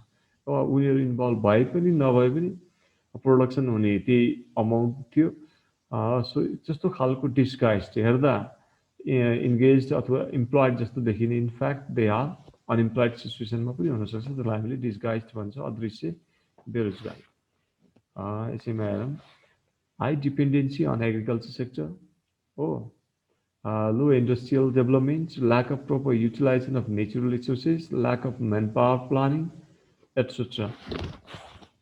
have created unemployment and underemployment in the developing countries like Nepal. किन चाहिँ अनइम्प्लोयमेन्ट अन्डरइम्प्लोयमेन्टको कन्डिसन आयो त भन्दाखेरि अब यो भयभरको मान्छे कृषि क्षेत्रमा आश्रित छ अनि त्यो औद्योगिक क्षेत्र अर्को विकास भएको छैन। जो भएका उद्योगहरूको उत्पादनको मात्रा पनि एकदमै न्यून छ हो। अनि हामीसँग भएको नेचुरल रिसोर्सेस जो छ त्यो पनि प्रपरली युज भएको छैन हो। अर्को के भन्छ त म्यान पावर प्लानिङ, जस्तो हाम्रो जनसङ्ख्यासँग सम्बन्धित नीति नै छैन हैन। कति जनसङ्ख्या हामीसँग छ हैन, प्रत्येक वर्ष चाहिँ लेबर मार्केटमा कति जनसङ्ख्या इन्ट्री हुन्छ, तिनीहरूको लागि आवश्यक पर्ने रोजगारीको प्रबन्ध त सरकारले पहिले नै गर्नुपर्छ नि हैन। अब त्यस्तो खालको जनसङ्ख्या नीति नै छैन हामीसँग त्यो मानिसको सम्बन्धमा, तिनीहरूको रोजगारी सम्बन्धमा। अनि कति म्यान पावरहरू नेपालको लेबर मार्केटमा आउँछ नयाँ प्रत्येक वर्ष हैन, जुन चाहिँ एउटा एक्टिभ लेबरको रूपमा सर्टेनेज पार गरेको, त्यो त डाटा गभर्मेन्टसँग हुनु पर्यो। डाटा मात्रै भएर पनि भएन, त्यसको लागि प्लान पनि बनाउनु पर्यो, कसरी चाहिँ त्यो म्यान पावरलाई इन्गेज गराउने हो। यति मान्छे आयो भने तिनीहरूलाई कति रोजगारी हुन्छ, त्यो रोजगारी सिर्जना गर्ने आधार बनाउनु पर्यो। उद्योगहरू छैन भने उद्योग खोल्नु पर्यो हैन, विभिन्न खालका स्वरोजगारका कार्यक्रमहरू दिनु पर्यो। यो खालको नीति नै हामी कहाँ नभएर अब बाध्यतावश मानिसहरूले थोरै आम्दानीको चित्त के अरे इन्गेज नहुने त्यो खालको कन्डिसन पनि रहन्छ हैन। जसले गर्दा पछि विदेश पलायन हुने, भएको जनसङ्ख्या बाहिर जाने त्यो खालको कन्डिसन पनि छ। It is mainly due to the lack of alternative sources of employment except agriculture. अब यो किन यस्तो भयो त भन्दाखेरि हामी कहाँ चाहिँ एउटा एग्रिकल्चर मात्र एउटा सेक्टर रह्यो त्यसमा मात्रै आश्रित हुन थाले। 60% को हाराहारीमा मानिसहरू कृषि क्षेत्रमा आश्रित छन् कि 60% मान्छेले जनसङ्ख्याले कृषि कार्य गर्नै पर्दैन। एउटा देशलाई पुग्ने जतिसुकै जनसङ्ख्या भए पनि त्यहाँको 5-7% जनसङ्ख्याले कृषि कार्य गर्यो भने देशभरिको मानिसलाई खाना पुग्छ। त्यसको अर्थ औद्योगिक के अरे कृषि उत्पादन देशमा आवश्यक जनसङ्ख्यालाई पुग्छ। तर हामी कहाँ के छ त बाध्यतावश हाम्रो यो 60% को हाराहारीमा अझै पनि हाम्रो यो ग्रामीण क्षेत्रमा अधिकांश मानिसहरूको रोजगारीको विकल्पै नभएको कारणले गर्दा एउटै परिवारका 10 जना जो आवश्यकै थिएन त्यहाँ त्यो इन्गेज भइरहेको देखिन्छ। यसैमा हेरौँ, in most of the developing countries more than 10% of population is openly unemployed. 10% कम्तीमा 10% चाहिँ के छ त ओपनली अनइम्प्लोइड छ, पूर्ण रूपमा बेरोजगारी छ है। And more than 30% people population is under employment, is in under employment situation है। 30% को हाराहारीमा अझै पनि अर्धरोजगारी अथवा अर्ध बेरोजगारी भनौँ। आधा फुल क्यापासिटीमा काम गर्न पाएको छैन, फुल सिजनमा काम गर्न पाउँदैन हो। यस्तो सिजनल अनइम्प्लोइमेन्ट टाइपको, एउटा सिजनमा काम गर्ने अरू बाँकी सिजनमा उनीहरू अनइम्प्लोइड हुने टाइपको, अथवा चाहिँ बिहान काम गर्छ, दिउँसो काम छैन। दिउँसो के अरे दिउँसो मात्रै काम गर्छ, बिहान बेलुकी केही कामै गर्दैन, त्यस्तो खालको। अथवा बेलुकी साँझ काम गर्छ, बिहान दिउँसो केही काम गर्दैन, त्यस्तो टाइपको छ हामी कहाँ। एटलिस्ट अब 8 आवर मानिसहरूले रोजगार भई काम गर्नुपर्ने स्थिति हो, त्यो खालको छैन। त्यस्तो खालको जनसङ्ख्या चाहिँ 30% को हाराले। As non-agriculture unemployment is limited, people remain unemployed during off seasons. अघि नै भने अब नन एग्रिकल्चरल इम्प्लोइमेन्ट्स चाहिँ लिमिटेड छ। अब बाँकी रहेको यो जनसङ्ख्या जुन छ तिनीहरू अनइम्प्लोइड हुन्छ अफ सिजनमा। अब एग्रिकल्चर काम गर्ने भयो एग्रिकल्चर सिजनमा होइन। अब वर्षैभरि खेतीपाती गरिराख्नुपर्छ भन्ने छैन। अब हामी कहाँ एकचोटि खेती लगायो भने त्यो बाली नपाकुन्जेलसम्म कि त अब गोडमेलको काम होला, सधैँ दिनदिनै हाम्रो फुल इम्प्लोइड भएर काम गर्नु पर्दैन, त्यो खालको छ। त्यो अफ के अरे सिजनल अनइम्प्लोइमेन्टको रूपमा पनि रहेको देखिन्छ। Even if people are working they do not get sufficient work to increase productivity.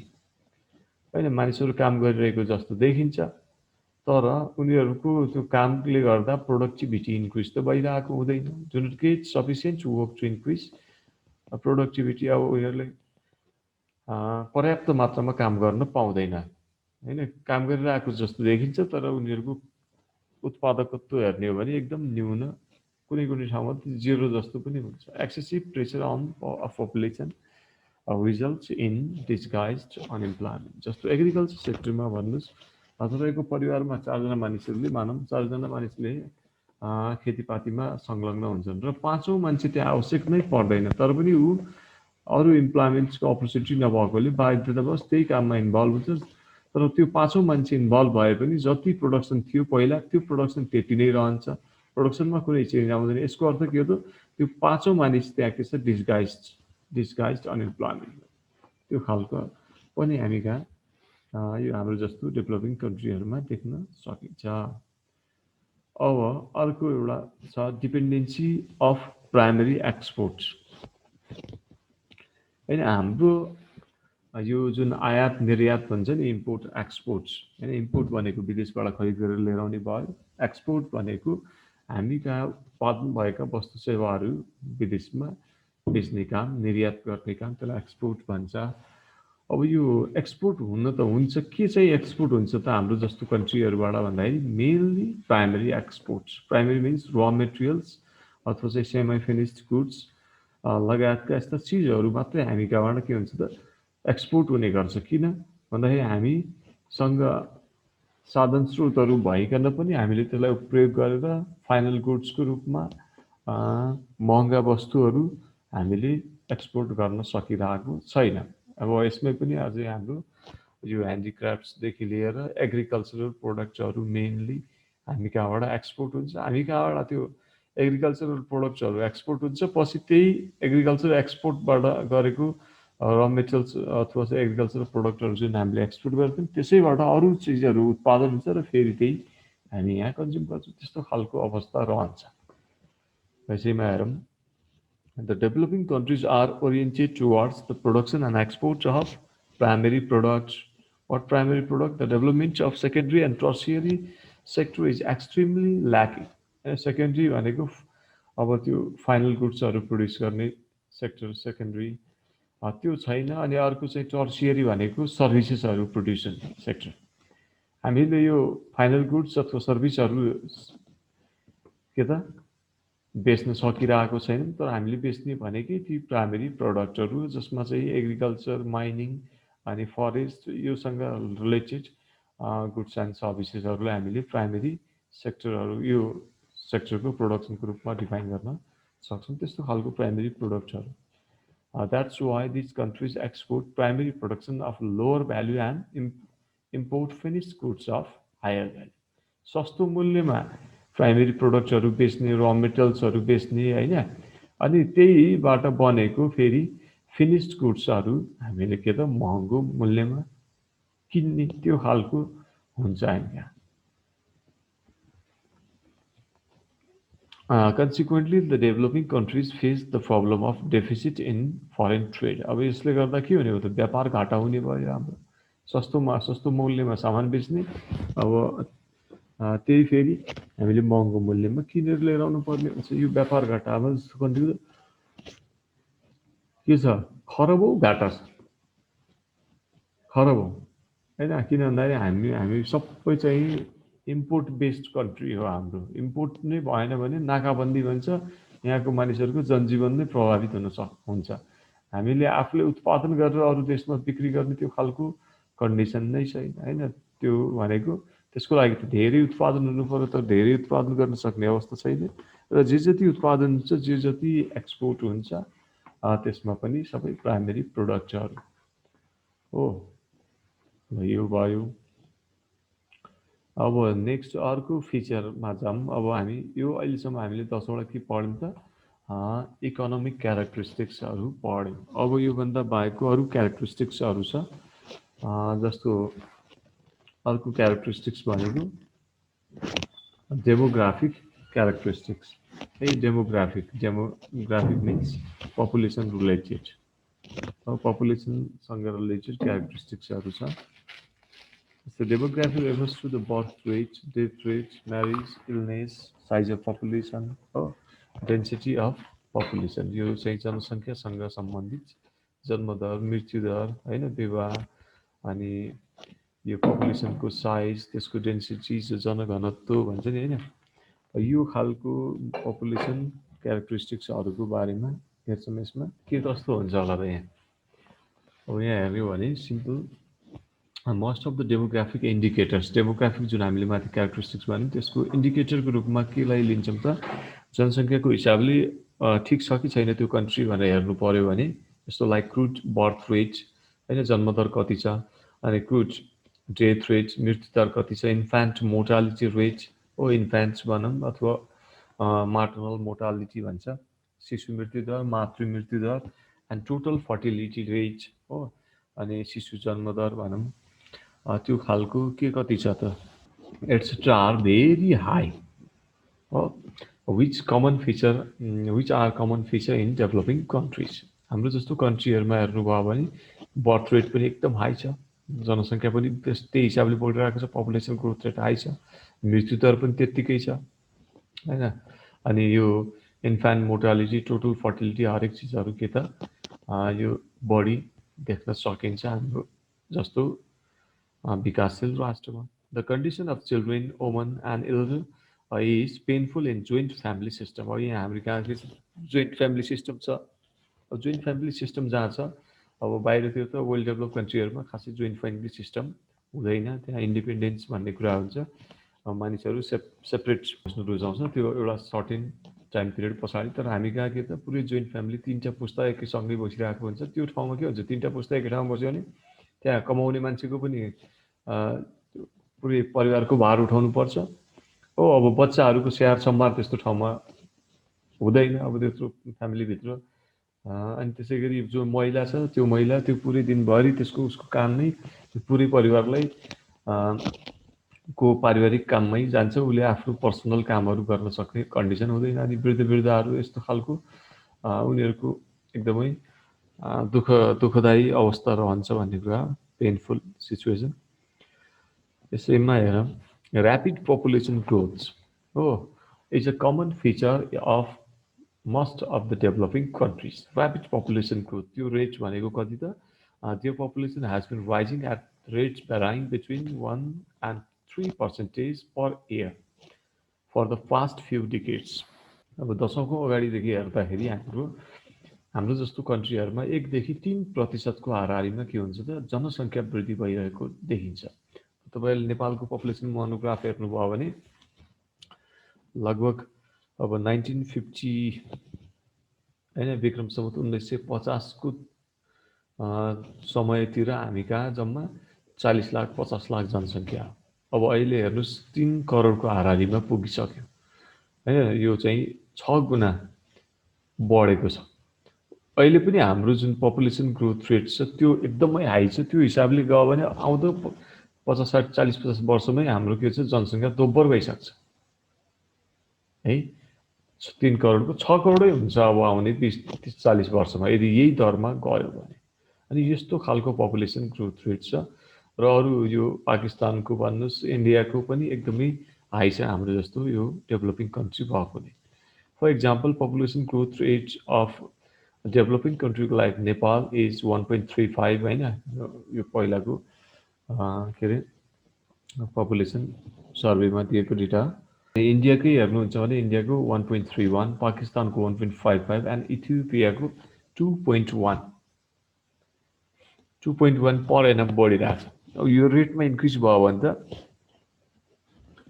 यो त धेरै थोरै समयमै यो डबल भइसक्छ जनसङ्ख्या।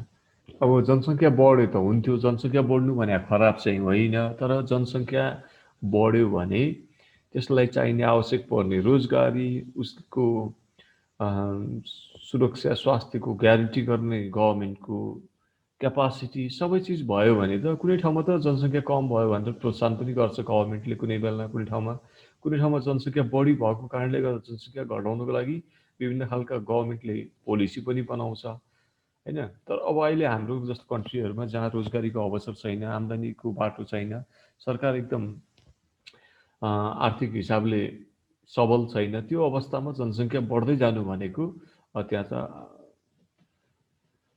त्यो चाहिँ त्यसले आर्थिक उन्नतिमा त्यसले मद्दत गर्दैन। अब यसैमा हेरौँ, lack of female education, employment, easy access to family planning, and traditional values of the society are responsible for high natural growth of population. अनि जुन हाई पपुलेसन ग्रोथ छ त्यसमा चाहिँ अब यो धेरै कुराहरूको कारणले गर्दा वृद्धि भइरहेको छ। One of the implications of high population growth is increase in the number of young age dependent population. अब यहाँ चाहिँ यसको जनसङ्ख्या बढ्दै गयो भने त्यसले के गरिरहेछ त, यो डिपेन्डेन्सी चाहिँ बढाइरहेको छ हैन। Number of young as dependent population, the working population is required to support the children, which decreases saving and investment for capital formation हैन। जस्तो यहाँ जनसङ्ख्या जति जति बढ्दै गयो त्यो हिसाबले आम्दानी पनि, उत्पादन पनि, रोजगारी पनि बढेको भए खासै फरक पर्दैन थियो। तर यहाँ के बढाएको थियो, यसले डिपेन्डेन्सी बढायो। जति जति जनसङ्ख्या बढ्यो, अब एउटा मानिसको एउटा परिवारमा एउटा मात्रै कमाउने छ, जनसङ्ख्या जति थपिँदै गयो उसको आर्थिक भार थपिँदै जान्छ हैन, डिपेन्डेन्सी रेट बढ्दै जाने भयो। अब उसको सेभिङ जुन इन्भेस्टमेन्ट गर्न सक्थ्यो त्यो सबै कटौती हुन्छ, घट्छ, क्यापिटल फर्मेसन नै हुन पाउँदैन भन्छ। ल यो चाहिँ अर्को क्यारेक्टरिस्टिक्स भयो, डेमोग्राफिक क्यारेक्टरिस्टिक्स है। अनि हामी अर्को हेरौँ, नेक्स्ट टेक्नोलोजिकल क्यारेक्टरिस्टिक्स। अब यसको बारेमा त माथि धेरै आइसकेको छ धेरै ठाउँमा हैन, किन टेक्नोलोजिकल ब्याकवर्डनेस, प्रिमिटिभ टेक्नोलोजी हैन, टेक्नोलोजिकल डिफल्टको कुराहरू छन्। त्यही कुरा हो, the developing countries are also backward in state of technology. The technological backwardness is reflected firstly in the high average cost of production despite low wages. हाम्रो जस्तो कन्ट्रीमा ज्याला दर त एकदम कम छ नि, यहाँको मान्छेहरूले दिनभरिमा 1000 रुपियाँमा दिनभरि काम गरिदिन्छ। तर युएस जापानमा हेर्नुहोस्, त्यो डलरमा कन्भर्ट गरेर 1 घन्टाकै उनीहरूले $10, $20, $25, $30सम्म लिन्छ। $20 भनेको त्यो त 2000 3000 हो, 1 घन्टाको 2000 3000 लिन्छ, जबकि हामी कहाँ 1000 मै दिनभरि काम गर्छ। तर पनि हामी कहाँ उत्पादकत्व वृद्धि भएको छैन, किनभने हामीले प्रोडक्सन सिस्टममा टेक्नोलोजी युज गर्न सकेको छैनौँ। Secondly, in high labour output and capital output ratios and the फल इन इनपुट प्रोडक्टिभिटी। यो खालको टेक्नोलोजिकल ब्याकवर्डनेस छ। हाम्रो लेबर सस्तो भइकन पनि हामीले पुँजी सस्तो भएको अवस्था पनि हामीले टेक्नोलोजी युज गर्न नसकेको कारणले गर्दा हाम्रो जुन आउटपुट छ त्यो घटिरहेको छ अथवा आउटपुट बढ्न सकिरहेको छैन। The main reason for technological backwardness is illiteracy, lack of skilled manpower, lack of scientific research, and deficiency of capital required to install new technology. एक त सुरुमा त हामी टेक्नोलोजी किन्न सक्ने हामीसँग अवस्था छैन, टेक्नोलोजी इनोभेसन पनि हामी कहाँ छैन। अहिले राष्ट्रिय आविष्कार केन्द्र भन्ने नाम सुन्नु भएको छैन, NIC, national innovation centre, Mahabir कुनको हो। त्यहाँ चाहिँ टेक्नोलोजिकल एडभान्समेन्टको लागि अथवा कि इनोभेट गर्नको लागि त्यो खोलिएको एउटा संस्था हो। त्यहाँ चाहिँ हुन त भइरहेछ, केही न केही गरिरहेछ, तर त्यो कमर्सियल पर्पजको लागि होइन, खालि चाहिँ समाजसेवाको लागि मात्रै त्यो सीमित भइरहेको छ। अब हुनुपर्ने त के हो त, राष्ट्रले नै एउटा देशले नै लगानी गरेर ठुलो खालको अनुसन्धान केन्द्रहरू राष्ट्रिय स्तरमा बनाएर त्यस्ता खालको इनोभेसन भएर नयाँ नयाँ टेक्नोलोजीहरू हामीले नै इनोभेट गरेर त्यो टेक्नोलोजीबाट बनेका goods and services, machine equipments, टुल्सहरू त्यसलाई हामीले इन्टरनेसनल मार्केटमा कमर्सियलाइज गर्न सक्नुपर्ने, तर त्यस्तो छैन।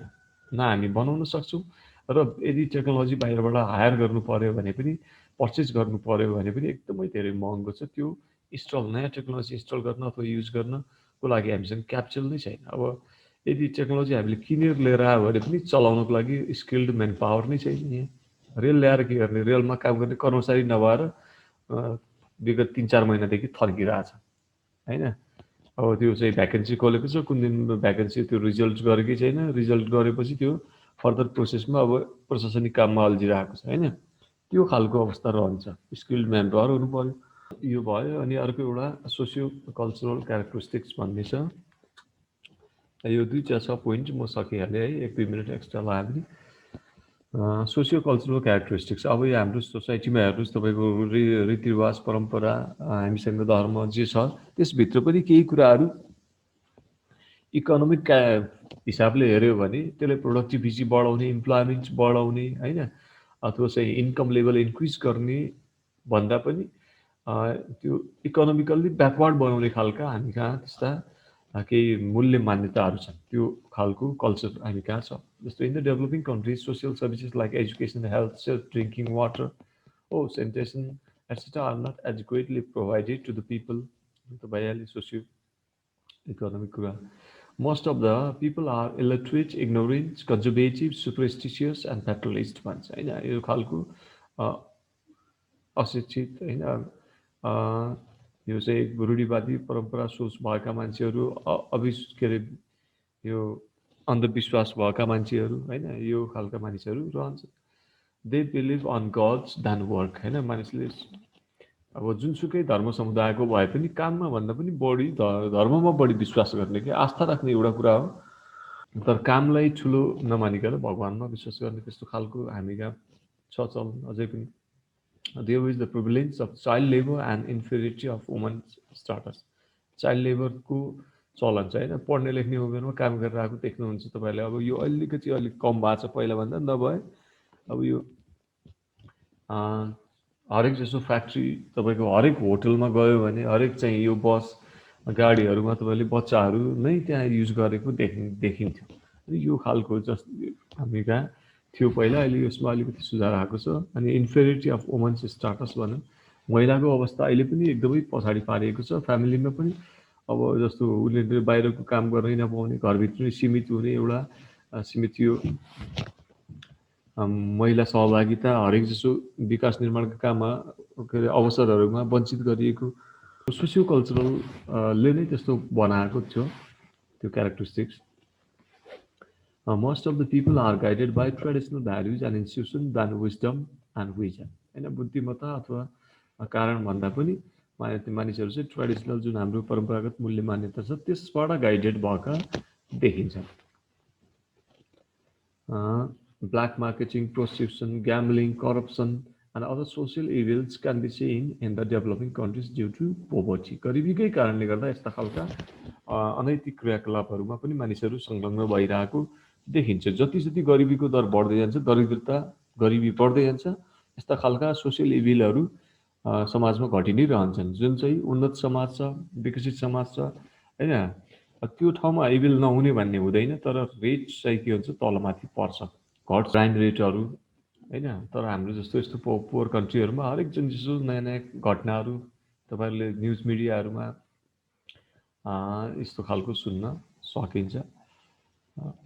Similarly there is lack of bank and other financial institutions हो।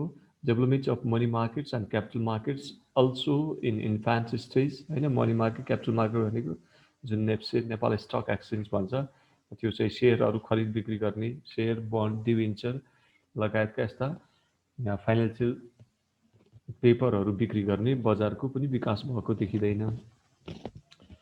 पोलिटिकल इन्स्टेबिलिटी हामीले आजभोलि सुनिरहेकै छौँ होइन, पोलिटिकल इन्स्टेबिलिटी, राजनीतिक अस्थिरता, defective government policies on various sectors are also obstacles for the development of the developing countries. So these kind of socio-cultural characteristics we can find political characteristics को रूपमा underdeveloped country में के हुन्छ त are also trapped into party politics होइन, हरेक मान्छे पार्टीमा विवाद हुन्छ, यो म फलानु पार्टीको त अर्को पार्टीको, यसले उसलाई गाली गरेछ उसले उसलाई गाली गरेछ, कामै केही छैन होइन. The political parties instead of working of the benefits of the people may engage in misutilization of power of personal benefits. अब यो राजनीतिक भागभण्डामा लागेर राजनीतिक स्वार्थ पुरा गर्ने त्यो खालको हुन्छ. हामी कहाँ राजनीतिक चासो बढी हुन्छ मान्छेहरूलाई, किनभने काम नै छैन, त्यही पोलिटिक्सकै कुरा गरिरहेछ बसेको छ. करप्सन, ल्याक अफ ट्रान्सप्यारेन्सी हो in governments work, lack of justice, slackness in implementation of law होइन, अनि law and order, insecurity of life and wealth, misappropriation of countries' resources are responsible for despair and frustration among the people. होइन, हरेक मान्छे त्यहाँ हरेक यो खालका यो करप्सनका कुराहरू, ट्रान्सपेरेन्सी नहुने होइन, ढिलासुस्ती हुने, भएको नियम कानुनहरूको पालना नहुने हो, त्यो खालको कारणले गर्दा मानिसहरूमा एकदमै त्यो फ्रस्ट्रेसन भएको मान्छेहरू त्यस्तो खालको रहन्छ यो हाम्रो जस्तो कन्ट्रीमा. So political instability is the major cause of economic backwardness in many underdeveloped countries. अहिले बुझ्नुपर्ने र डेटाहरूको कुरा छ, तपाईँहरूले जान्नुपर्ने अहिलेको रिकरेन्ट स्टाटस के हो होइन. पर क्यापिटा इन्कम लो त भन्यौँ, कतिले लो होइन, जस्तो अनइम्प्लोइमेन्ट भन्यौँ, के खालको अनइम्प्लोइमेन्ट छ, एग्रिकल्चरमा डिपेन्डेन्सी छ तर कतिको डिपेन्डेन्सी छ, त्यो कुराहरू चाहिँ जान्नुपर्ने हुन्छ. सो रिकरेन्ट डेटा सहितको हामीले त्यसलाई एक्सप्लेनेसन गर्नुपर्छ इक्जाममा पनि तपाईँहरूले बुझ्दाखेरि पढ्दाखेरि हो. So this is for today. Have a good day सबैजनालाई.